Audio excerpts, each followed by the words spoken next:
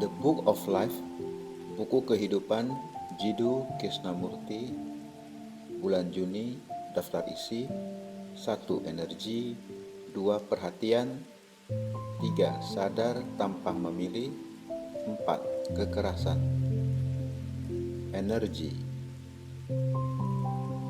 Energi menciptakan disiplinnya sendiri.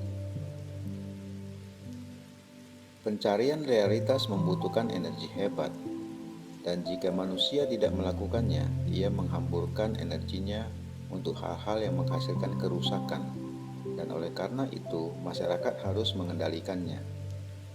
Nah, mungkinkah membebaskan energi dalam pencarian Tuhan atau kebenaran, dan dalam proses menemukan apa yang benar, menjadi warga masyarakat yang memahami masalah-masalah mendasar dari kehidupan dan tak dapat dihancurkan oleh masyarakat? Begini, manusia adalah energi, dan jika manusia tidak mencari kebenaran, energi ini menjadi destruktif. Oleh karena itu, masyarakat mengendalikan dan membentuk si individu yang mencekik energi ini. Dan mungkin Anda melihat fakta lain yang menarik dan amat sederhana. Pada saat Anda sungguh-sungguh ingin melakukan sesuatu, Anda punya energi untuk melakukannya. Energi itu sendiri menjadi alat untuk mengendalikan dirinya sendiri. Jadi, Anda tidak memerlukan disiplin dari luar. Orang mencari realitas dengan spontan menjadi warga masyarakat yang baik, yang bukan menurut pola masyarakat atau pemerintah apapun. 1 Juni, energi, dualitas menciptakan konflik. Konflik apapun, fisikal, psikologis, intelektual, adalah pemborosan energi. Mohon disimak, adalah luar biasa sulit untuk memahami dan bebas dari ini, oleh karena kebanyakan dari kita dibesarkan untuk berjuang, berupaya ketika kita bersekolah. Itulah yang pertama kali diajarkan kepada kita, berupaya. Dan perjuangan itu, upaya itu dibawa sepanjang hidup, yakni untuk menjadi baik Anda harus berjuang, Anda harus melawan kejahatan, Anda harus menentang, mengendalikan. Jadi secara edukasi, secara sosiologis, secara religius, manusia diajar berjuang. Anda diajar bahwa untuk menemukan Tuhan, Anda harus bekerja, mendisiplinkan, berlatih, memelintir dan menyiksa roh Anda, batin Anda, tubuh Anda, mengingkari, menekan. Anda tidak boleh memandang. Anda berkelahi terus-menerus di tingkat yang dinamakan tingkat spiritual, yang sama sekali bukan tingkat spiritual. Lalu, secara sosial, setiap orang harus bekerja untuk diri sendiri dan untuk keluarganya. Jadi, di mana-mana kita membuang-buang energi. Dan pembuangan energi itu pada dasarnya adalah konflik. Konflik antara saya harus dan saya tidak boleh.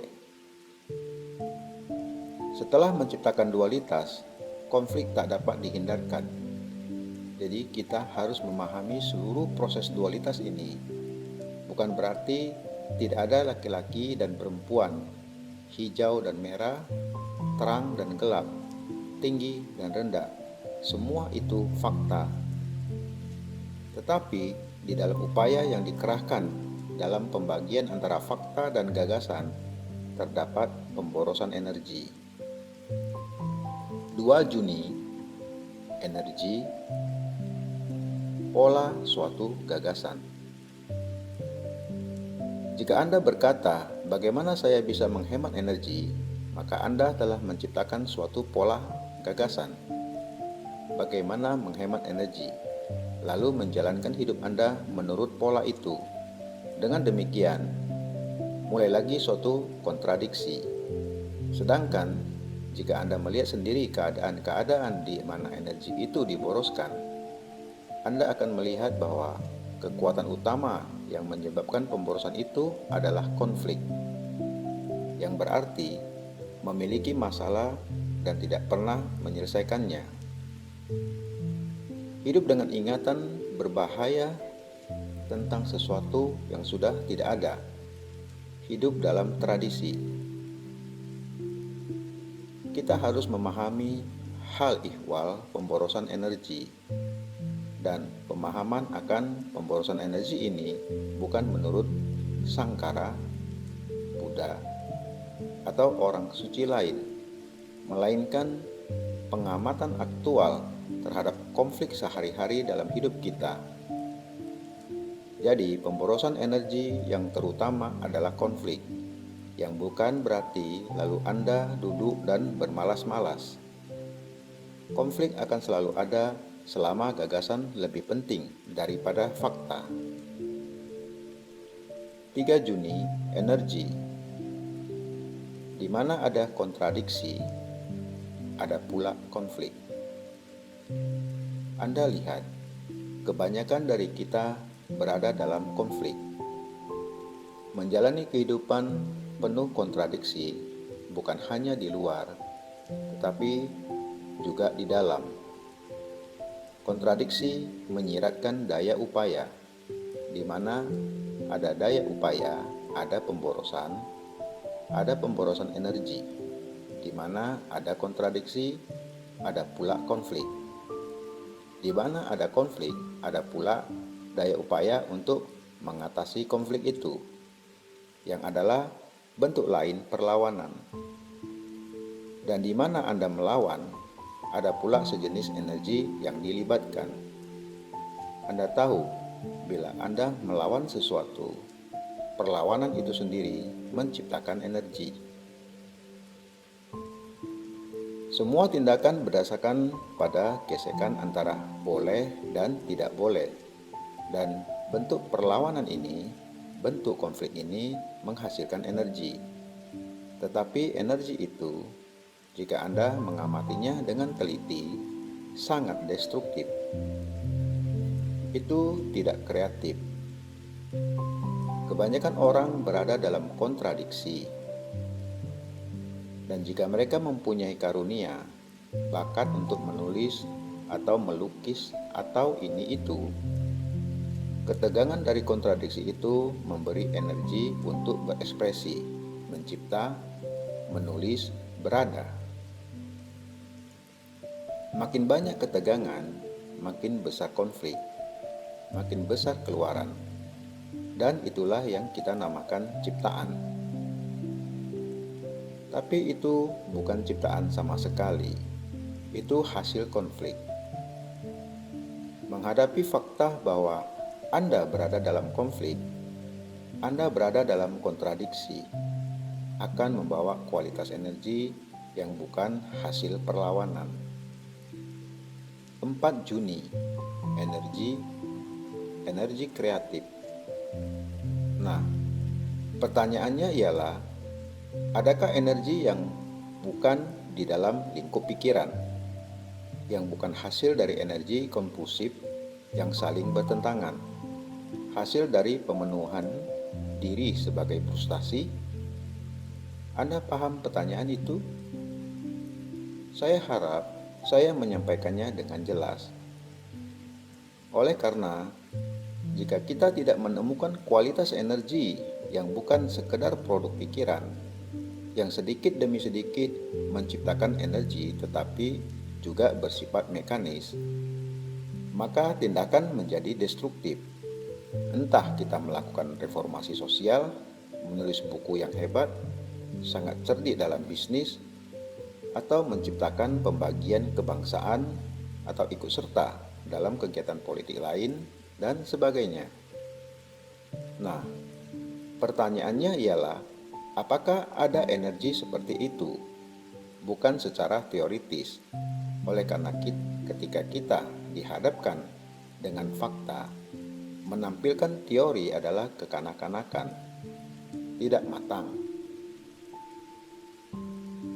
Itu seperti kasus orang yang terkena kanker dan harus dioperasi. Tidak ada gunanya mendiskusikan alat apa yang akan digunakan dan sebagainya. Anda harus menghadapi kenyataan bahwa ia harus dioperasi. Seperti itu pula batin harus menembus dalam atau berada dalam keadaan begitu rupa sehingga tidak diperbudak oleh pikiran. Bagaimanapun juga, semua pikiran dalam waktu adalah penemuan. Semua alat, mesin jet, lemari es, roket, penyelidikan ke dalam atom, ruang angkasa, semua itu hasil pengetahuan pikiran. Semua itu bukan kreasi. Penemuan bukan kreasi. Kemampuan bukan kreasi. Pikiran tidak mungkin kreatif oleh karena pikiran selalu terkondisi dan tidak pernah bisa bebas. Hanyalah energi yang bukan produk pikiran yang kreatif. 5 Juni, energi, wujud tertinggi dari energi. Gagasan tentang energi berbeda dari energi itu sendiri. Kita memiliki rumusan atau konsep tentang bagaimana menghasilkan suatu kualitas energi yang mempunyai mutu tertinggi.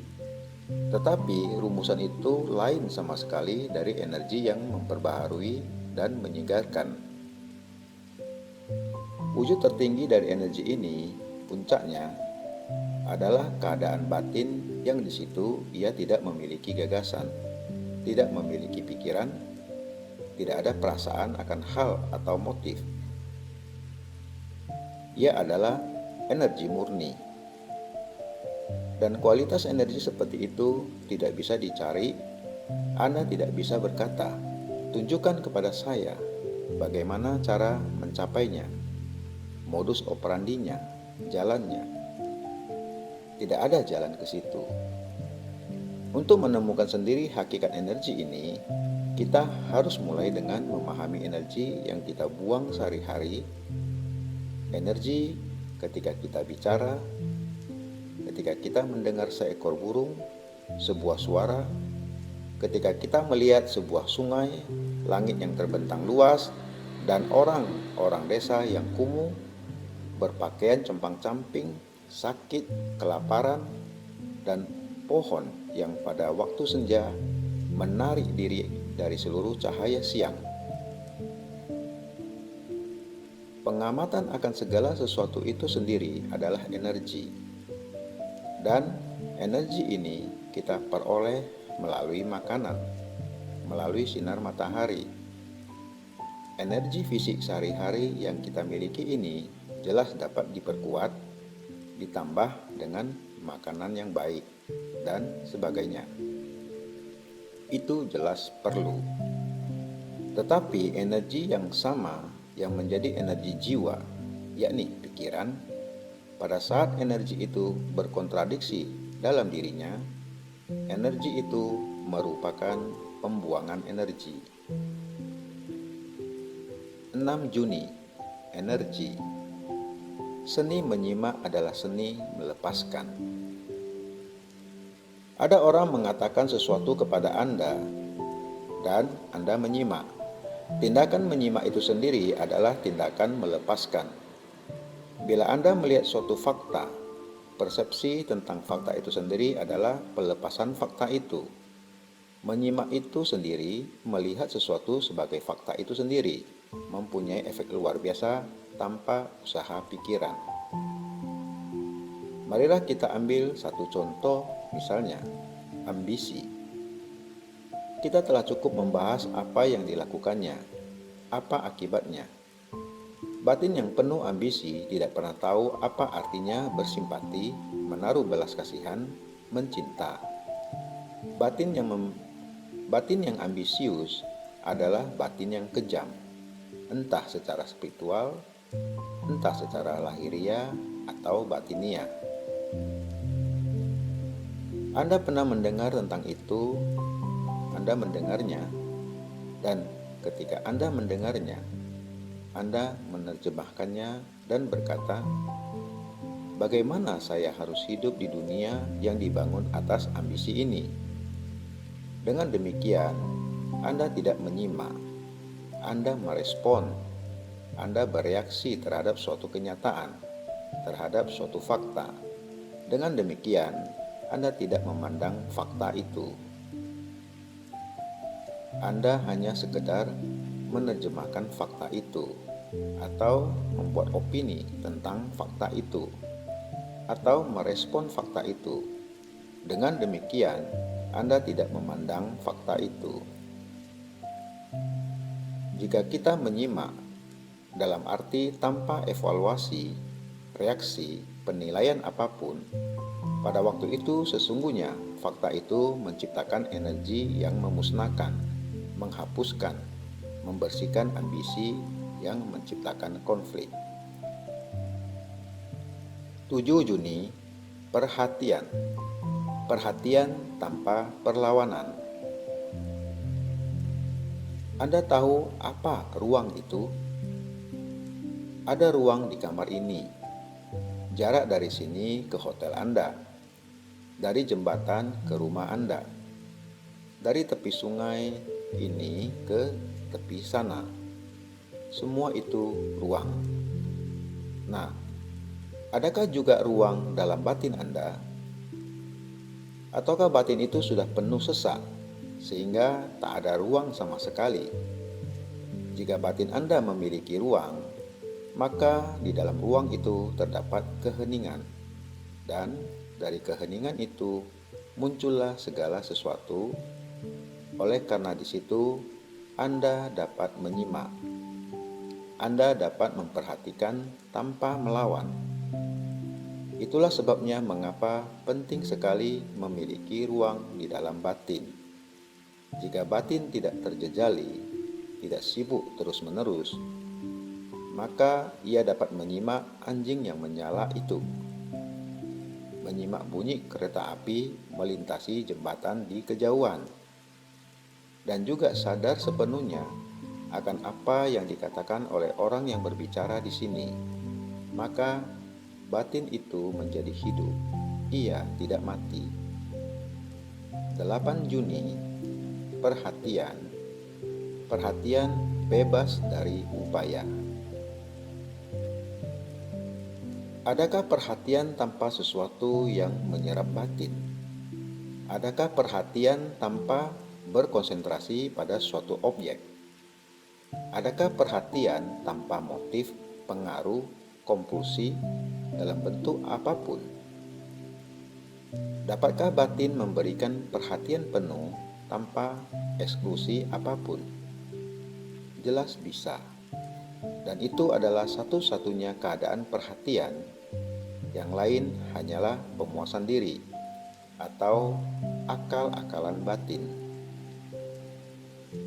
Jika Anda dapat memberikan perhatian penuh tanpa terserap dalam sesuatu dan tanpa eksklusi apapun, maka Anda akan menemukan apa itu bermeditasi.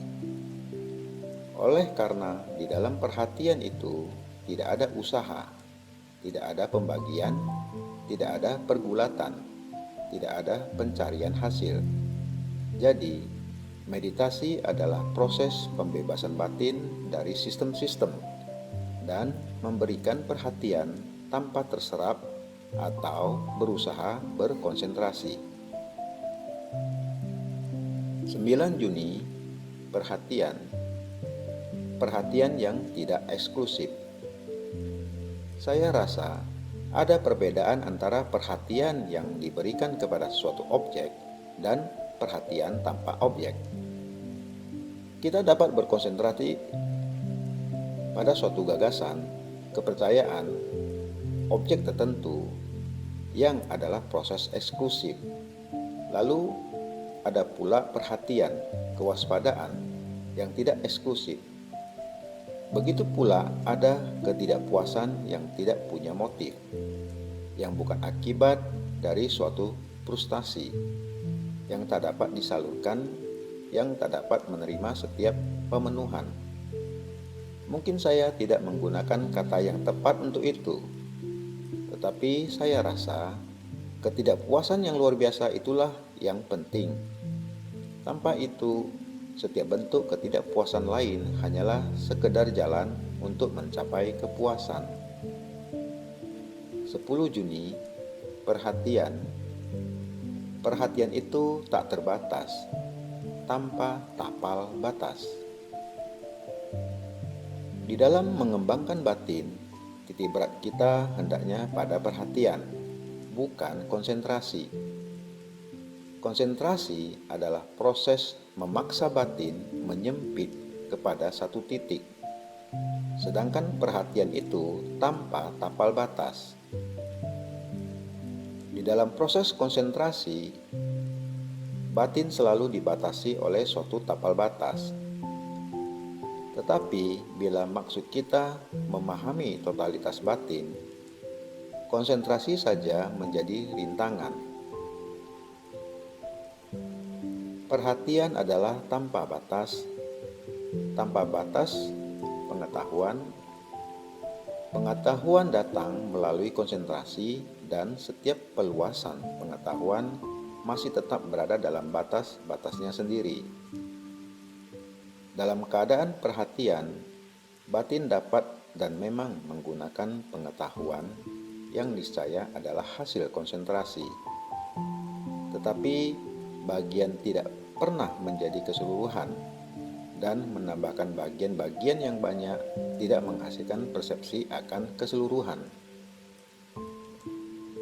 Pengetahuan yang merupakan proses penimbunan dari konsentrasi tidak menghasilkan pemahaman akan apa yang tak terukur. Keseluruhan tidak pernah dikurung oleh batin yang terkonsentrasi. Jadi, perhatian itu sangat penting, tetapi itu tidak datang melalui usaha konsentrasi. Perhatian adalah keadaan yang di situ batin terus-menerus belajar tanpa suatu pusat yang di seputarnya berkumpul pengetahuan sebagai pengalaman yang tertimbun. Batin yang berkonsentrasi pada dirinya sendiri menggunakan pengetahuan sebagai cara untuk membesarkan dirinya sendiri. Dan kegiatan seperti itu bertentangan dalam dirinya dan antisosial. 11 Juni, perhatian penuh. Apa yang kita maksudkan dengan perhatian? Apakah ada perhatian bila saya memaksakan diri memperhatikan? Ketika saya berkata kepada diri sendiri, saya harus memperhatikan, saya harus mengendalikan batin saya dan mengesampingkan semua pikiran lain. Apakah itu Anda namakan perhatian? Jelas, itu bukan perhatian. Apa yang terjadi bila batin memaksakan diri untuk memperhatikan? Ia menciptakan perlawanan untuk menghalangi pikiran-pikiran lain menyelinap masuk. Ia sibuk dengan perlawanan, dengan mendorong pergi. Oleh karena itu, ia tidak mampu memperhatikan. Itu benar, bukan? Untuk memahami sesuatu secara total, Anda harus menaruh perhatian penuh kepadanya. Tetapi Anda akan segera mendapati betapa luar biasa sulitnya itu, oleh karena batin Anda terbiasa menyeleweng. Lalu Anda berkata, "Ya Tuhan, memang memperhatikan itu baik, tetapi bagaimana saya harus melakukannya?" Jadi, Anda kembali lagi dengan keinginan untuk memperoleh sesuatu, dan Anda tidak pernah dapat memperhatikan secara penuh. Bila Anda melihat sebatang pohon atau seekor burung, misalnya, memperhatikan secara penuh bukanlah berkata, "Itu pohon jati," atau "Itu seekor kakatua," lalu pergi. Dengan memberinya nama, Anda sudah berhenti memperhatikan.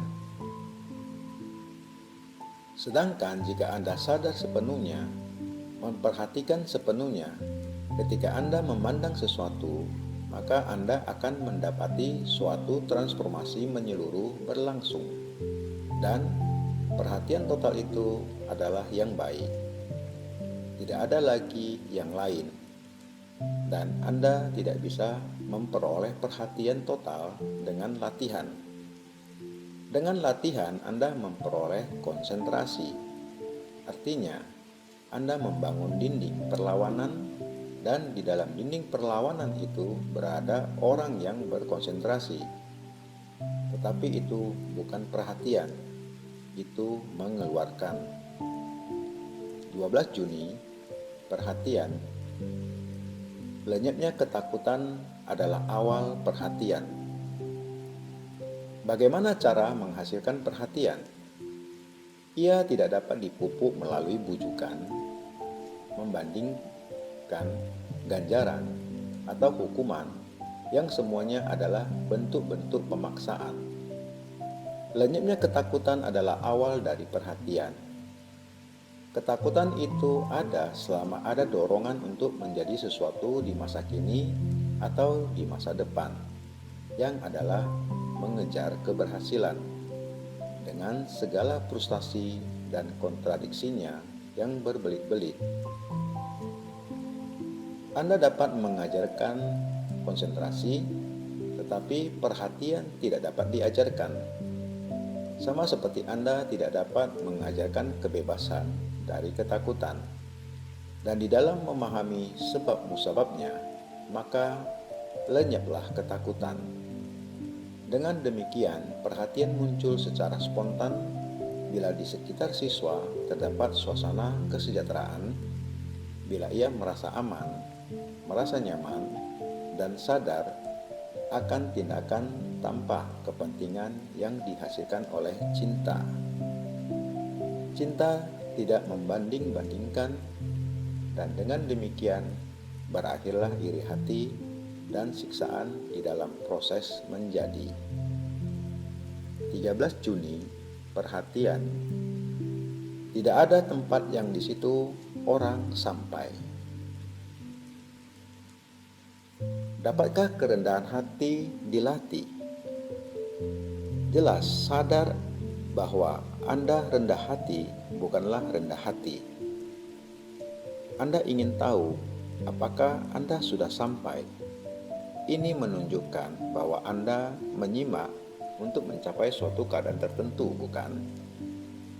Tempat di situ Anda tidak akan terganggu lagi, yang di situ Anda memperoleh kebahagiaan yang kekal abadi, kenikmatan permanen. Tetapi seperti saya katakan tadi, tidak ada sampai. Yang ada hanyalah gerak belajar, dan itulah indahnya kehidupan. Jika Anda sudah sampai, tidak ada apa-apa lagi, dan Anda semua telah sampai, atau Anda ingin sampai. Bukan hanya dalam bisnis Anda, tetapi juga dalam segala sesuatu yang Anda lakukan. Jadi, Anda tidak puas, mengalami frustasi, murung.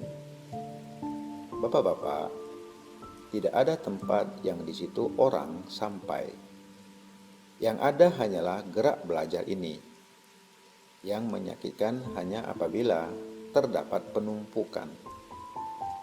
Batin yang menyimak dengan perhatian penuh tidak pernah mencari hasil, karena ia terus-menerus mekar, seperti sebatang sungai. Ia selalu bergerak. Batin seperti itu sama sekali tak sadar akan kegiatannya sendiri, dalam arti tidak ada pelestarian suatu diri, sang aku, yang berupaya untuk mencapai suatu tujuan. 14 Juni, sadar tanpa memilih. Pengetahuan bukan keadaan sadar. Keadaan sadar adalah keadaan batin yang mengamati sesuatu tanpa mengutuk atau menerima, yang sekedar menghadapi sesuatu seperti apa adanya. Bila Anda memandang sekuntum bunga tanpa pengetahuan ilmu hayat, maka Anda melihat keseluruhan bunga itu. Tetapi jika batin Anda dipenuhi oleh pengetahuan ilmu hayat tentang bunga itu, maka Anda tidak memandang bunga itu secara menyeluruh. Sekalipun Anda mungkin memiliki pengetahuan tentang bunga itu, jika pengetahuan itu memenuhi batin Anda, seluruh lingkup batin Anda, maka Anda tidak memandang bunga itu secara menyeluruh. Jadi, memandang suatu fakta berarti berada dalam keadaan sadar.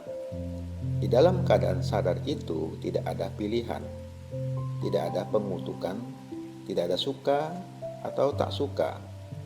Tetapi kebanyakan dari kita tidak mampu melakukan ini. Oleh karena secara tradisional dalam kehidupan sehari-hari, kita tidak mampu menghadapi fakta tanpa latar belakang. Kita harus menyadari latar belakang itu.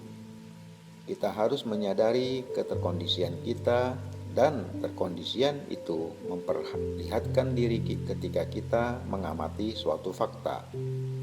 Dan sementara Anda berkepentingan dengan pengamatan fakta itu dan bukan dengan latar belakang itu dikesampingkan. Bila minat utama adalah sekedar memahami fakta, dan bila Anda melihat bahwa latar belakang menghalangi Anda dari memahami fakta, maka minat yang vital terhadap fakta akan menghapuskan latar belakang. 15 Juni, sadar tanpa memilih. Introspeksi adalah tidak lengkap. Di dalam keadaan sadar hanya ada masa kini. Artinya, dengan sadar Anda melihat proses pengaruh dari masa lampau yang mengendalikan masa kini dan mengubah masa depan. Keadaan sadar adalah suatu proses integral, bukan proses pembagian. Misalnya, jika saya bertanya, apakah saya percaya akan Tuhan? Di dalam proses bertanya itu sendiri, saya dapat mengamati. Jika saya sadar apa yang membuat saya mengajukan pertanyaan itu, jika saya sadar, saya dapat melihat apa kekuatan-kekuatan yang dulu dan sekarang mendorong saya untuk mengajukan pertanyaan itu. Maka saya menyadari berbagai bentuk ketakutan. Ketakutan nenek moyang saya yang telah menciptakan suatu gagasan tertentu tentang Tuhan dan telah mewariskannya kepada saya. Dan dengan memadukan gagasan mereka dengan reaksi saya di masa kini, saya memodifikasikan atau mengubah konsep Tuhan itu. Jika saya sadar, saya melihat seluruh proses masa lampau, efeknya pada masa kini, dan di masa depan secara integral, secara menyeluruh. Jika kita sadar, kita melihat betapa melalui ketakutan muncul konsep tentang Tuhan dalam diri kita. Atau mungkin ada orang yang mempunyai pengalaman orisinal tentang realitas atau tentang Tuhan dan mengkomunikasikannya kepada orang lain yang dalam keserakahannya mengambil alih konsep itu dan mendorong proses peniruan. Keadaan sadar adalah proses yang lengkap dan introspeksi tidak lengkap. Hasil introspeksi adalah rasa sakit, memedihkan, sedangkan keadaan sadar adalah semangat dan sukacita. 16 Juni, sadar tanpa memilih, melihat keseluruhan. Bagaimana Anda memandang sebatang pohon? Apakah Anda melihat keseluruhan pohon itu? Jika Anda tidak melihatnya sebagai keseluruhan, Anda tidak melihat pohon itu sama sekali. Anda mungkin melewatinya dan berkata, "Itu pohon betapa bagusnya." Atau berkata, "Itu pohon mangga." Atau, "Saya tidak tahu pohon apa itu. Mungkin itu pohon asam." Tetapi jika Anda berdiri dan memandang, saya berbicara secara faktual, Anda tidak pernah melihat keseluruhannya. Dan jika Anda tidak melihat keseluruhan pohon itu, Anda tidak melihat pohon itu. Begitu pula dengan keadaan sadar. Jika Anda tidak melihat keseluruhan kerja batin Anda seperti itu, seperti Anda memandang pohon, Anda tidak sadar. Pohon itu sendiri ada akar, batang, cabang besar dan kecil, dan cabang-cabang sangat kecil yang naik ke atas. Dan cabang-cabang sangat kecil yang naik ke sana, dan daun-daun yang mati, daun yang layu, dan daun yang hijau, daun yang dimakan binatang, daun yang buruk, daun yang gugur, buah, bunga. Semua itu Anda lihat sebagai keseluruhan bila Anda memandang pohon itu. Seperti itu pula dalam keadaan melihat kerja batin Anda. Dalam keadaan sadar itu, terdapat rasa menyalahkan, menyetujui, mengingkari, berjuang, sia-sia, putus asa, harapan, frustasi. Keadaan sadar meliputi semua itu, bukan sebagian saja. Jadi, apakah Anda sadar akan batin Anda dalam pengertian yang amat sederhana itu? Seperti orang melihat lukisan secara utuh, bukan hanya satu sudut saja dari lukisan dan bertanya siapa pelukisnya. 17 Juni, sadar tanpa memilih. Keadaan sadar tidak dapat didisiplinkan. Jika keadaan sadar dilatih, dijadikan kebiasaan, maka ia menjadi melelahkan dan menyakitkan. Keadaan sadar tidak dapat didisiplinkan. Apa yang dilatih bukan lagi keadaan sadar. Oleh karena berlatih, berarti menciptakan kebiasaan, mengerahkan daya upaya dan kemauan. Daya upaya adalah distorsi.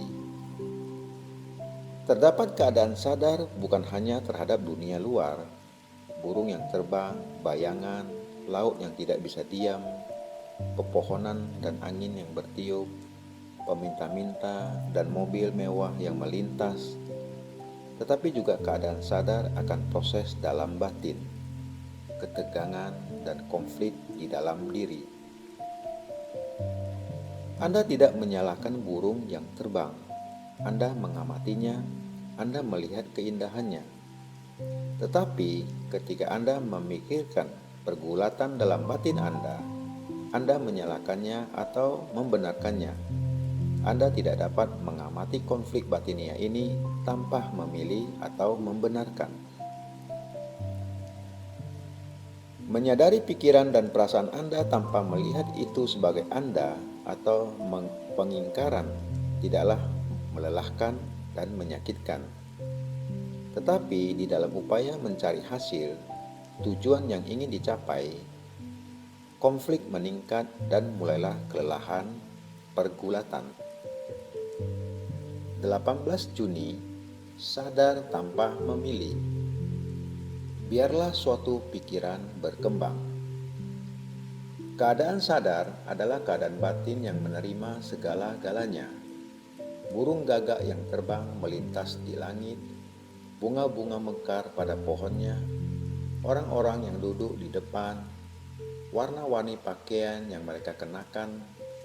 Sadar secara luas yang membutuhkan memandang, mengamati, menyadari bentuk dedaunan, bentuk batang, bentuk kepala seseorang, apa yang dilakukannya, sadar secara luas dan dari situ bertindak.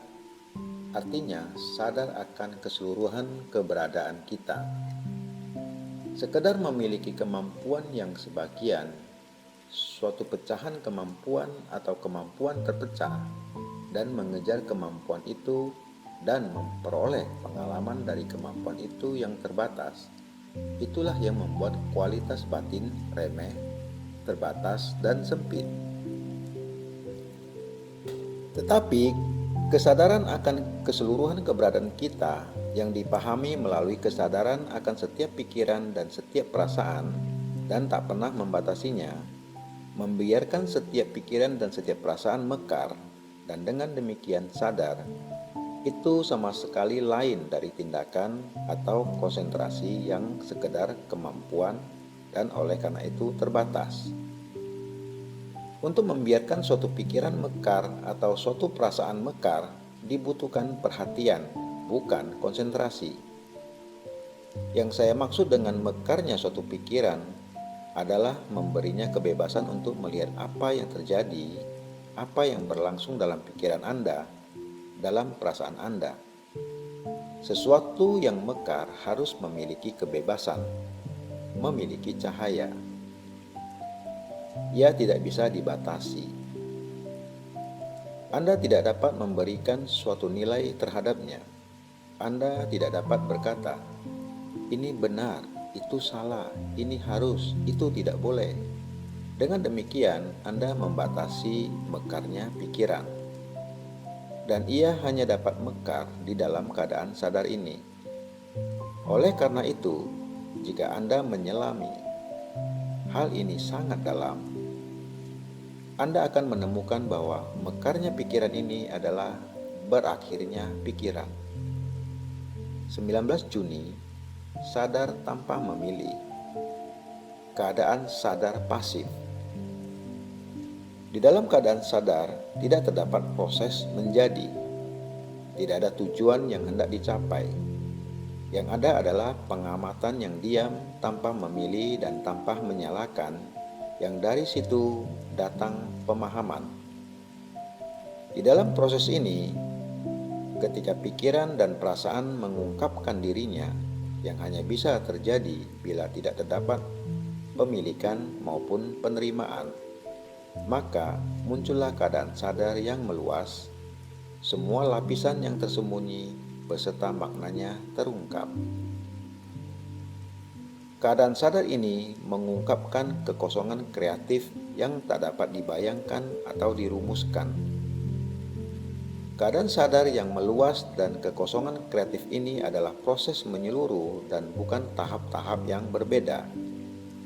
Bila Anda mengamati dengan diam suatu problem tanpa menyalahkan, tanpa membenarkan, muncullah keadaan sadar pasif.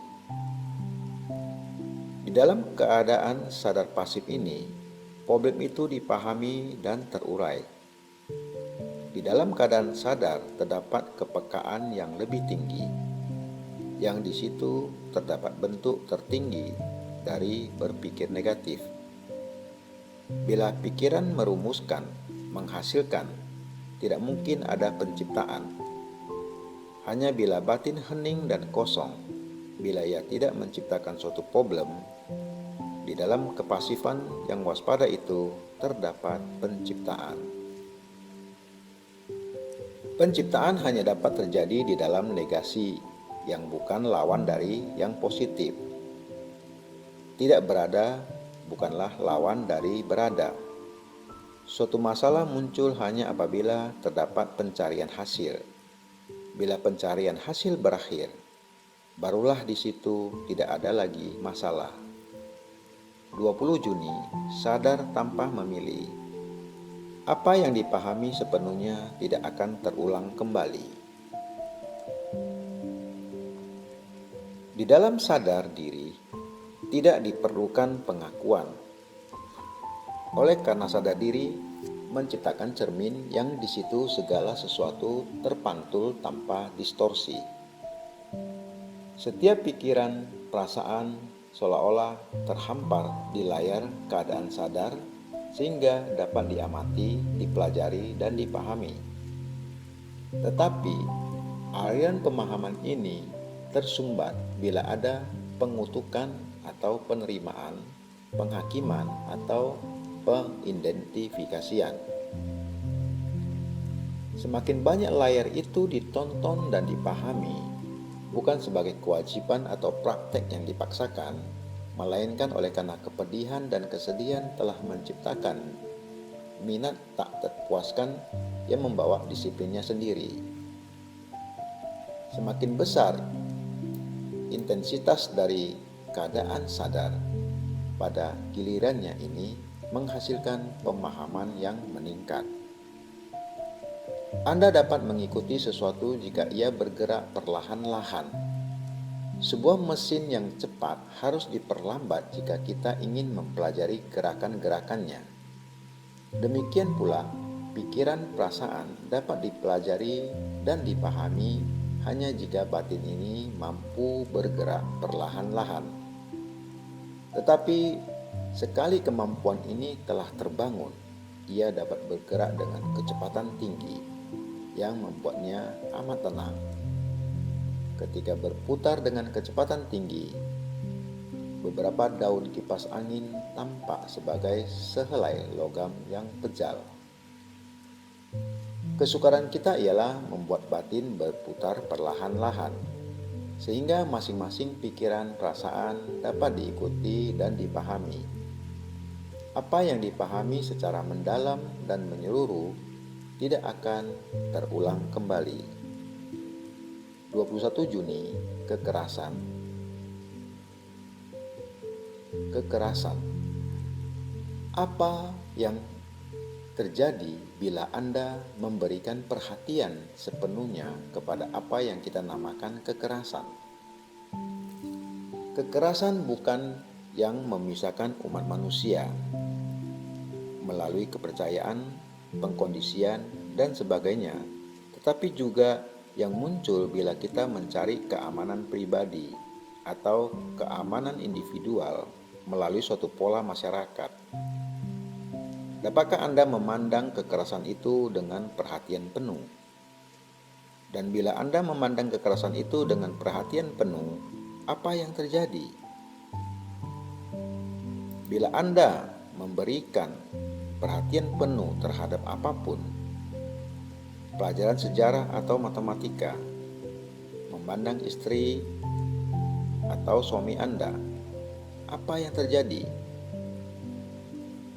Saya tidak tahu apakah Anda pernah menyelaminya. Mungkin sekali kebanyakan dari kita tidak pernah memberikan perhatian penuh kepada apapun. Tetapi jika Anda lakukan itu, apa yang terjadi? Bapak-bapak, apakah perhatian itu? Jelas bila Anda memberikan perhatian penuh terhadap kepedulian dan Anda tidak peduli bila Anda tidak punya kasih sayang, tidak punya cinta, dan bila Anda memberikan perhatian yang di situ ada cinta, adakah kekerasan? Mengikutikah Anda? Secara formal saya mengutuk kekerasan. Saya melepaskan diri dari itu. Saya membenarkannya. Saya mengatakan itu wajar. Semua itu bukan perhatian. Tetapi jika saya memberikan perhatian terhadap apa yang saya namakan kekerasan, dan di dalam perhatian terdapat kepedulian, kasih sayang, cinta, di manakah ada ruang bagi kekerasan? 22 Juni, kekerasan. Mungkinkah mengakhiri kekerasan? Bila Anda berbicara tentang kekerasan, apakah yang Anda maksud dengan itu? Sesungguhnya cukup menarik bila Anda menyelami secara mendalam untuk menyelidiki apakah manusia yang hidup di dunia ini dapat mengakhiri kekerasan secara total. Masyarakat, komunitas agama telah mencoba untuk tidak membunuh binatang. Sebagian bahkan berkata, jika Anda tidak mau membunuh binatang, lalu bagaimana dengan tumbuhan? Anda dapat meneruskannya begitu rupa sampai Anda tidak bisa eksis. Di mana Anda menarik garis? Adakah suatu garis arbiter? Sesuai dengan ideal Anda, dengan gambaran Anda, dengan norma Anda, dengan temperamen Anda, dengan pengkondisian Anda, dan Anda berkata, saya akan berjalan sampai ke situ, tapi tidak lebih jauh. Adakah perbedaan antara amarah individual dengan tindakan kekerasan oleh individu dan kebencian terorganisir dari suatu masyarakat yang memelihara dan membangun suatu tentara untuk menghancurkan masyarakat lain?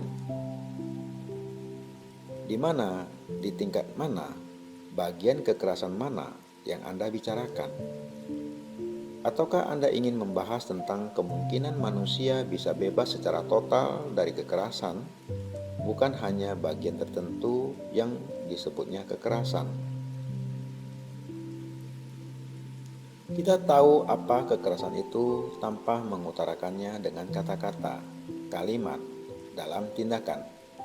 Sebagai manusia yang di situ binatang masih kuat, sekalipun selama berabad-abad telah ada apa yang dinamakan peradaban, di mana saya harus mulai. Apakah saya harus mulai dari di tepi yang adalah masyarakat, ataukah saya harus mulai di pusat yang adalah diri saya sendiri? Anda berkata kepada saya, jangan melakukan kekerasan, karena itu buruk. Anda menjelaskan kepada saya seluruh alasan, dan saya melihat bahwa kekerasan adalah hal yang mengerikan pada manusia, di dalam dan di luar. Mungkinkah mengakhiri kekerasan ini? 23 Juni, kekerasan, sebab utama konflik. Jangan mengira bahwa hanya dengan mengidamkan perdamaian, Anda akan memperoleh perdamaian. Sementara dalam kehidupan sehari-hari Anda dalam berhubungan dengan orang lain, Anda penuh kekerasan, serakah, mencari rasa aman, psikologis di sini atau sesudah mati. Anda harus memahami sebab utama konflik dan penderitaan, dan kemudian melarutkannya, dan bukan sekedar mencari perdamaian di luar. Tetapi kebanyakan dari kita malas. Kita terlalu malas untuk memegang diri kita dan memahami diri kita. Dan karena malas, yang sesungguhnya suatu bentuk keangkuhan, kita mengira orang lain akan memecahkan masalah ini buat kita dan memberi kita perdamaian. Atau bahwa kita harus memusnahkan segelintir orang sebagai penyebab peperangan. Bila si individu mempunyai konflik dalam dirinya sendiri, mau tidak mau ia akan menciptakan konflik di luar. Dan hanya dia bisa menghasilkan perdamaian dalam dirinya sendiri dan dengan demikian di dalam dunia. Oleh karena ia adalah dunia. 24 Juni, kekerasan, sadari Anda keras. Binatang itu keras. Manusia yang berasal dari binatang juga keras. Sifat dirinya adalah keras, pemarah, pecemburu, iri hati, mengejar kekuasaan, kedudukan, kehormatan, dan sebagainya. Mendominasi, agresif. Manusia keras ini diperlihatkan dalam ribuan perang. Lalu ia mengembangkan suatu ideologi yang dinamakannya tanpa kekerasan. Dan bila terjadi kekerasan sesungguhnya seperti perang antara satu negara dengan negara tetangganya, setiap orang terlibat di dalamnya, mereka menyenanginya. Nah, bila Anda sesungguhnya keras dan Anda punya cita-cita tanpa kekerasan, maka Anda punya konflik. Anda selalu mencoba untuk tidak keras, yang adalah bagian dari konflik. Anda mendisiplinkan diri untuk menjadi tidak keras, yang lagi-lagi suatu konflik, suatu gesekan. Jadi, bila Anda keras dan memiliki cita-cita tanpa kekerasan, pada dasarnya Anda masih keras. Yang pertama-tama harus dilakukan ialah menyadari bahwa Anda keras, bukan mencoba menjadi tanpa kekerasan. Melihat kekerasan seperti apa adanya, bukan mencoba menerjemahkannya, bukan mendisiplinkannya, bukan mengatasinya, bukan menekannya, melainkan melihatnya seolah-olah seperti Anda melihatnya untuk pertama kali. Yang berarti memandangnya tanpa pikiran muncul. Saya telah menjelaskan apa artinya memandang sebatang pohon dengan kepolosan. yang berarti memandangnya tanpa gambaran sebuah pohon. Secara itu pula, Anda harus memandang kekerasan tanpa gambaran yang terkandung dalam kata itu sendiri. Memandangnya tanpa gerak pikiran sedikit pun berarti memandangnya seolah-olah Anda memandangnya untuk pertama kali, dan dengan demikian memandangnya dengan kepolosan. 25 Juni, kekerasan, bebas dari kekerasan. Jadi, dapatkah Anda melihat fakta kekerasan?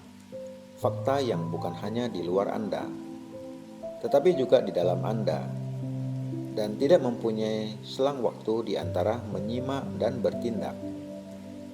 Ini berarti di dalam tindakan menyimak itu sendiri, Anda bebas dari kekerasan. Anda bebas sepenuhnya dari kekerasan oleh karena Anda tidak mengizinkan waktu masuk suatu ideologi yang dengan itu Anda dapat melenyapkan kekerasan. Ini membutuhkan meditasi yang sangat mendalam, bukan sekedar kesepakatan atau ketaksepakatan verbal. Kita tidak pernah menyimak kepada sesuatu. Batin kita, sel-sel otak kita begitu terkondisi kepada suatu ideologi tentang kekerasan, sehingga kita tidak pernah memandang fakta kekerasan itu sendiri. Kita memandang fakta kekerasan melalui suatu ideologi, dan memandang kekerasan melalui suatu ideologi menciptakan suatu selang waktu. Dan jika Anda mengizinkan waktu masuk, kekerasan tidak akan berakhir. Anda terus memperlihatkan kekerasan, sementara mengkhotbahkan tanpa kekerasan. 26 Juni, kekerasan, sebab utama kekerasan. Saya rasa sebab utama kekerasan adalah karena masing-masing dari kita di dalam batin secara psikologis mencari rasa aman. Di dalam masing-masing dari kita, dorongan untuk memperoleh rasa aman psikologis, keadaan batin yang merasa aman, memproyeksikan tuntutan lahiriah bagi rasa aman. Di dalam batin, masing-masing dari kita ingin merasa aman, merasa yakin, merasa pasti. Itulah sebabnya kita memiliki undang-undang perkawinan. Itu agar kita bisa memiliki seorang perempuan atau seorang laki-laki, sehingga merasa aman dalam hubungan kita. Jika hubungan ini diserang, kita menjadi keras, yang adalah tuntutan psikologis, tuntutan batin, untuk merasa pasti dalam hubungan kita dengan segala sesuatu. Tetapi tidak ada barang yang disebut kepastian, keamanan di dalam hubungan apapun. Di dalam batin, secara psikologis, kita ingin merasa aman, tetapi tidak ada yang disebut keamanan abadi. Jadi, semua ini adalah sebab-sebab yang menyumbang kepada kekerasan yang ada di mana-mana, merajalela di seluruh dunia.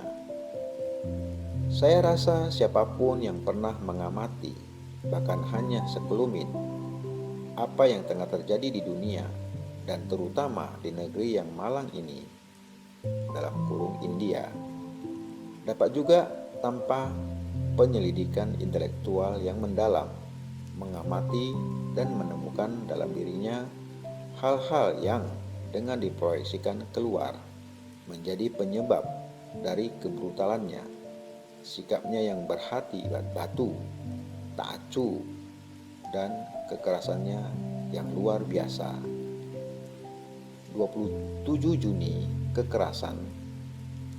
Faktanya adalah kita ini keras. Kita semua melihat pentingnya mengakhiri kekerasan, dan bagaimana saya bisa, sebagai individu, bebas dari kekerasan, bukan hanya secara dangkal, melainkan secara total, menyeluruh di dalam batin. Jika cita-cita ketidakkerasan tidak dapat membebaskan batin dari kekerasan, lalu apakah analisis tentang sebab musabab kekerasan dapat membantu melenyapkan kekerasan.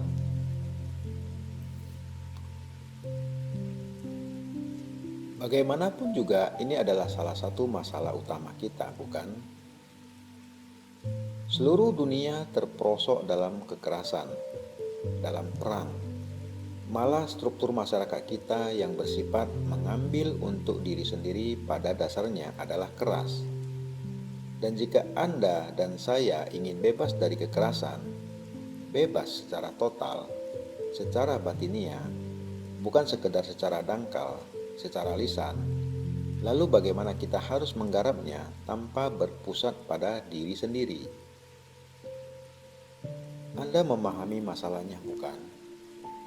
Jika minat saya adalah untuk membebaskan batin dari kekerasan, dan saya mempraktekkan suatu disiplin untuk mengendalikan kekerasan dan mengubahnya menjadi ketidakkekerasan, jelas itu menghasilkan pikiran dan kegiatan yang berpusat pada diri sendiri, oleh karena batin saya sepanjang waktu terfokus untuk melenyapkan yang satu dan memperoleh yang lain.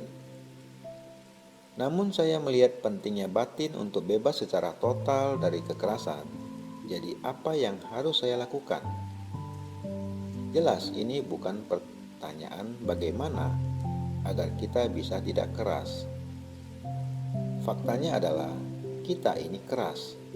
Dan bertanya, bagaimana saya bisa tidak keras? Hanya menciptakan suatu cita-cita yang menurut saya sama sekali sia-sia.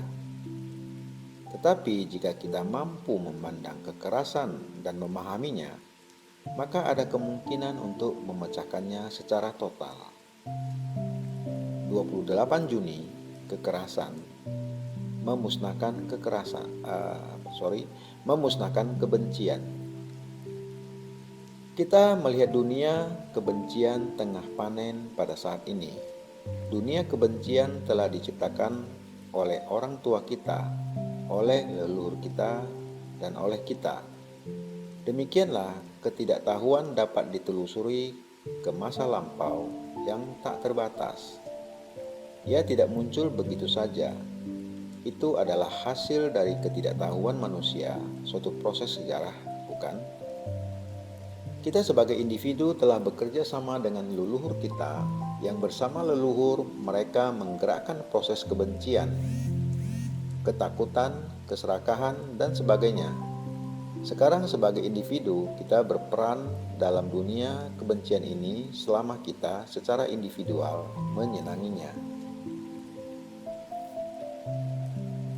Maka dunia adalah perluasan dari diri Anda.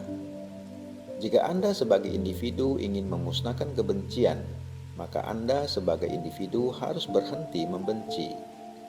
Untuk memusnahkan kebencian, Anda harus menjauhkan diri dari kebencian dalam segala bentuknya yang kasar dan halus. Dan selama Anda terseret di dalamnya, Anda bagian dari dunia ketidaktahuan dan ketakutan itu. Maka dunia adalah perluasan dari diri Anda. Diri Anda yang dicetak ulang dan dilipat gandakan. Dunia ini tidak ada terlepas dari individu. Ia mungkin ada sebagai gagasan, sebagai keadaan, sebagai organisasi sosial. Tetapi untuk menjalankan gagasan itu, untuk membuat organisasi sosial atau keagamaan itu berfungsi, harus ada individu. Ketidaktahuannya, keserakahannya, ketakutannya mempertahankan struktur ketidaktahuan, keserakahan, dan kebencian. Jika si individu berubah, dapatkah ia mempengaruhi dunia? Dunia kebencian, keserakahan, dan seterusnya. Dunia adalah perluasan dari diri Anda selama Anda tidak berpikir, terseret dalam ketidaktahuan, kebencian, keserakahan. Tetapi jika Anda bersungguh-sungguh, banyak berpikir dan sadar, Anda bukan saja menjauhkan diri dari sebab-sebab buruk yang menciptakan kesakitan dan kesedihan, tetapi juga di dalam pemahaman itu terdapat kelengkapan, keutuhan. 29 Juni, kekerasan. Anda menjadi apa yang Anda lawan. Sesungguhnya, Anda menjadi apa yang Anda lawan. Jika saya marah dan Anda menghadapi saya dengan kemarahan, apa akibatnya? Lebih banyak kemarahan. Anda menjadi seperti saya. Jika saya jahat dan Anda melawan saya dengan cara-cara yang jahat pula, maka Anda pun menjadi jahat. Betapapun Anda merasa benar. Jika saya brutal dan Anda menggunakan cara-cara brutal untuk mengalahkan saya, maka Anda menjadi brutal seperti saya. Dan ini sudah kita lakukan selama ribuan tahun. Tentunya ada pendekatan lain selain menghadapi kebencian dengan kebencian. Jika saya menggunakan cara-cara keras untuk melenyapkan marah dalam diri saya, maka saya menggunakan cara salah untuk tujuan benar. Dengan demikian, tujuan benar itu berakhir. Di sini tidak ada pemahaman orang tidak mengatasi marah. Marah perlu dikaji dengan toleran dan dipahami. Ia bukan dikalahkan dengan cara-cara keras. Marah mungkin disebabkan oleh banyak hal, dan tanpa memahaminya, tidak ada pembebasan dari marah. Kita telah menciptakan musuh, penjahat, dan kalau kita sendiri menjadi musuh, itu sama sekali tidak akan mengakhiri permusuhan. Kita harus memahami sebab-sebab permusuhan dan tidak lagi memberinya bahan bakar dengan pikiran, perasaan, dan tindakan kita. Ini pekerjaan sulit, menuntut kesadaran diri dan kelenturan cerdas terus-menerus. Karena sesuai dengan kita, begitu pula masyarakat atau negara. Lawan atau kawan adalah hasil dari pikiran dan tindakan kita sendiri. Kita bertanggung jawab menciptakan permusuhan. Dengan demikian, lebih penting menyadari pikiran dan tindakan kita sendiri daripada memikirkan lawan atau kawan. Oleh karena pikiran yang benar mengakhiri pembagian, cinta mengatasi kawan dan lawan. 30 Juni, renungan. Terima kasih, selalu terberkati.